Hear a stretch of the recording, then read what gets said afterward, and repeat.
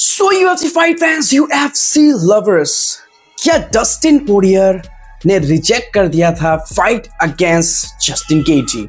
कि Justin Gaethje का यहाँ पे कहना है कि काफी सारे ऐसे फाइटर्स को फोन किया गया था यूएफसी के तरफ से कि यूएफसी 313 का हिस्सा बने को-मेन इवेंट का अगेंस्ट जस्टिन गेजी, एंड सभी ने ना कह दिया। तब जाके यहाँ पर ये फाइट हुआ फाइनल, यानी कि जस्टिन गेजी वर्सेस राफेल फिजिप का रीमैच। सो इसी चीज के बारे में सारा डिटेल आज बात करने वाला हूं, एंड काफी और भी अपडेट्स हैं चार्ल्स ओलिवेरा के नेक्स्ट फाइट को लेकर। सो ढेर सारे अपडेट्स लाया हूं, वीडियो को अंत तक जरूर से देखते रहना, एंड अगर चैनल पर नहीं हो तो किसका वेट कर रहे हो? Do subscribe now.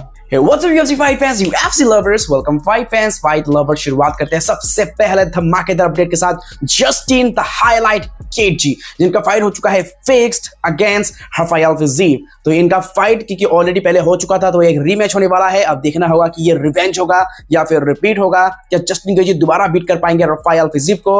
अब लेकिन यहाँ पर फेवरेट तो राफेल फिजिप को माना जा रहा है। देखना होगा कि क्या होगा इस फाइट में। लेकिन दोस्तों को बता दो कि मतलब राफेल फिजिप को फिक्स करने से पहले यूएफसी ने काफी सारे ऐसे फाइटर्स को फोन किया, जैसे कि Arman Tsarukyan, Renato Moicano, Charles do Bronx Oliveira, and साथ ही साथ यहाँ पर जस्टिन पोरियर को भी। सो ऐसे बहुत सारे फाइटर्स का यहाँ पर नाम लिया गया है। सो अब यहाँ पर मतलब जस्टिन गेजी का कहना है कि सभी ने मना कर दिया है, एंड उसके बाद यूएफसी ने राफेल फिजिप को यहाँ पर किया, एंड उसके बाद ये फाइट हुआ फिक्स।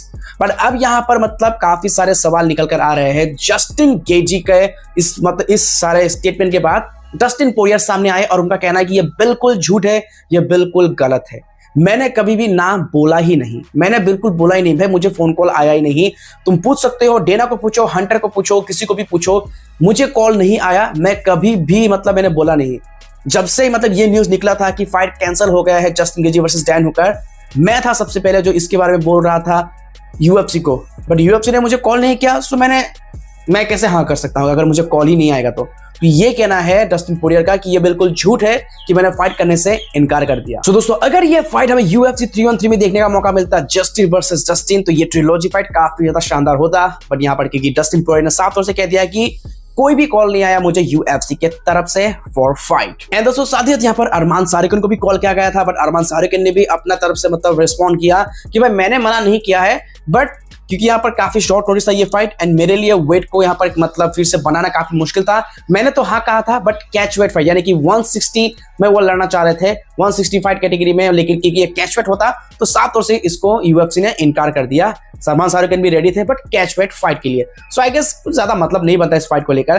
तो अब यहाँ पर मतलब काफी सारे फाइटर को पूछने के बाद अब यहाँ पर ऑब्वियसली चार्ल्स ओलिवेरा तो फाइट नहीं करेगा, क्योंकि वो देख रहा है फाइट अगेंस्ट मैक्स हॉलोवे या फिर टाइटल शॉट के लिए। सो इसके वजह से राफेल फिजिप वर्सेस जस्टिन गेजी के बीच में फाइट हो चुका है सेट, एंड अब ये फाइट होगा एक 3 राउंड का फाइट, 5 राउंड नहीं 3 राउंड का ये फाइट। वेल अब देखना होगा कि यूएफसी 313 में कैसा होता है ये धमाकेदार फाइट। ऑलराइट इसी फाइट फैंस, चलिए बढ़ते आगे एंड बात करते हैं नेक्स्ट अपडेट के बारे में। अब बात चली रही है डस्टिन पोरियर के बारे में। तो दोस्तों जस्टिन पोरियर का जो कि लास्ट फाइट हमें बहुत जल्दी देखने का मौका मिलेगा, एक रिटायरमेंट फाइट। लेकिन दोस्तों ये चीज भी था मतलब कि वो काफी टाइम पहले ही रिटायर हो जाते अगर यूएफसी 302 में अगर इस्लाम मखाचेव के साथ उनका जो फाइट हुआ था, अगर उसमें बीट कर देते इस्लाम मखाचेव को, तो शायद वो रिटायरमेंट ले लेते। अब ये बात निकल कर आ रहा है सामने। दोस्तों अगर यूएफसी 302 में अगर इस्लाम मखाचेव को बीट करके वो बन जाते लाइट वेट चैंपियन, तो ऑब्वियसली वो दोबारा टाइटल को जरूर से डिफेंड करते, एंड अगर हारते तो आई गेस वो रिटायरमेंट ले लेते।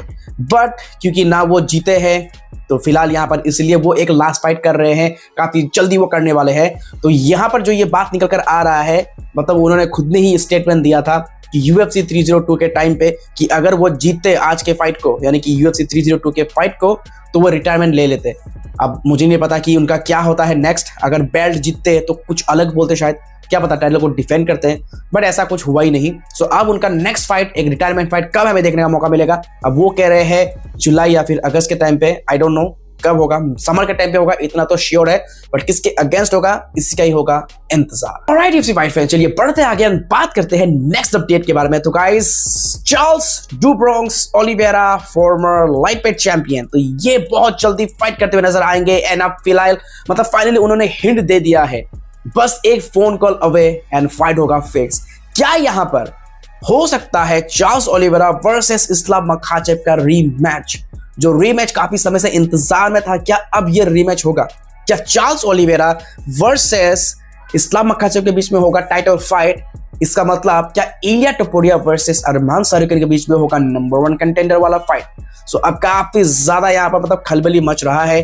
अगर ये फाइट सच में होता है तो भाई मतलब यहाँ पर कोई भी ज्यादा चारा नहीं है, कोई चॉइस नहीं रहेगा इलिया टोपुरिया के पास सिवाय अरमान सारूकिन से फाइट करने के लिए। लेकिन क्योंकि इलिया टोपुरिया जो कि बोल रहे हैं कि वो यहाँ पर कोई कंटेंडर फाइट करने के लिए मूव अप नहीं किया, उन्होंने अपने फेदरवेट बेल्ट को इसलिए नहीं छोड़ा ताकि वो यहाँ पे आके कंटेंडर्स फाइट करे। वो यहाँ पर फाइट करेगा चैंपियनशिप के लिए, टाइटल शॉट के लिए। सो अब देखना होगा कि चार्ल्स ओलिवेरा का नेक्स्ट फाइट क्या टाइटल के लिए होता है अगेंस्ट इस्लाम मखाचेव, क्योंकि अगर ये फाइट सेट हुआ तो आप ये 100% हम मान सकते हैं कि इलिया टोपुरिया का नेक्स्ट फाइट इस्लाम मखाचेव से नहीं अरमान सारूकिन से होने वाला है फॉर द नंबर 1 कंटेंडर। तो अब देखना होगा कि भाई आगे अब क्या होगा, यूएफसी क्या धमाका करता है। यूएफसी के लिए भी काफी मुश्किल होगा ये मतलब करना डिसाइड कि क्या होगा क्या नहीं होगा। हो सकता है क्या पता अरमान सारूकिन वर्सेस चार्ल्स ओलिवेरा के बीच में भी दोबारा फाइट हो, एक रीमैच हो, एंड हो सकता है इलिया टोपुरिया वर्सेस इस्लाम मखाचेव भी अनाउंस हो जाए। सो बहुत कुछ यहाँ पर कंफ्यूजन है, सारा कंफ्यूजन दूर करने वाले एक ही है, डेना व्हाइट। तो बस करो उन्हीं का ही इंतजार। ऑलराइट यूएफसी फाइट फैन, चलिए बात करते हैं the last and final update के बारे में। तो गाइस जैसे कि आप सभी को पता है कि भाई डैन हुकर अब नहीं है यूएफसी 313 का हिस्सा। तो इस चीज को लेकर अरमान सारूकिन बहुत ज्यादा उनको पोक कर रहे हैं, उनको पिंच कर रहे हैं। तो अगर हम यहाँ पर थोड़ा सा पीछे जाए तो आपको याद होगा जब अरमान सारूकिन ने फाइट से पुल आउट कर लिया था due to back injury against Islam Makhachev, तो कितना क्रिटिसिज्म उनको झेलना पड़ा था। एंड साथ ही साथ डैन हुकर भी पीछे नहीं हटे थे, जम के उन्होंने कुछ ना कुछ तो बरसाया था उनके ऊपर में बॉम्ब। तो यहाँ पर डैन हुकर का ये कहना था कि भाई इतना पैसे वाला आदमी, इतना रिच अरमान सारूकिन, इसका इतना पैसा होने का क्या फायदा, इसके बाप के पास इतना पैसा है किस काम का, जब ये अपने लिए एक अच्छा टिकाऊ बैक ना खरीद पाए, क्योंकि बैक इंजरी के चलते ही उसका मतलब काम खराब हो गया था, टाइटल शॉट वो नहीं कर पाया। तो भाई इतना पैसा होने का क्या फायदा जब एक मतलब एक कहते हैं ना भाई एक मजबूत अगर तुम बैक नहीं खरीद पाए तो। अब इस चीज को लेकर अब अरमान सारूकिन दे रहे हैं जवाब एंड कर रहे हैं हमला डैन हुकर के तरफ, क्योंकि दोस्तों डैन हुकर ने यूएफसी 313 से कर लिया है pull out due to hand injury. तो यहाँ पर अरमान सारूकिन कर रहे हैं कि भाई कारमा कभी भी मिस नहीं करता, कभी भी नहीं भूलता। जैसे तुमने बोला था अब तुम्हारा बारी है एक्सपीरियंस करने का, कि भाई मतलब कैसा हाथ है तुम्हारा, ग्लास का हाथ है क्या, हैंड ऑफ ग्लास है क्या, मतलब इतने में ही टूट गया, क्या फाइट करेगा रे तू। तो ये कहना था अरमान सारूकिन का कि ये डैन हुकर का हाथ नहीं है, ये एक कांच का हाथ है जो देखते मतलब फाइट से पहले ही टूट गया। लेकिन इसके जवाब में डैन हुकर का क्या कहना है कि भाई मैंने तो अपना हाथ फाइट के प्रिपरेशन करते हुए तुड़वा लिया है, बट तुमने तो अपना बैक इसलिए तुड़वाया नीना ड्रामा को इंप्रेस करने के चक्कर में अपना बैक का ही बैंड बजा डाला, जो कि एक तरफ से थोड़ा सा वैलिड पॉइंट वो दे रहे हैं। सच में बता तो भाई नीना ड्रामा के चक्कर में ही उनका बैक का मतलब यहाँ पर बैंड बज गया।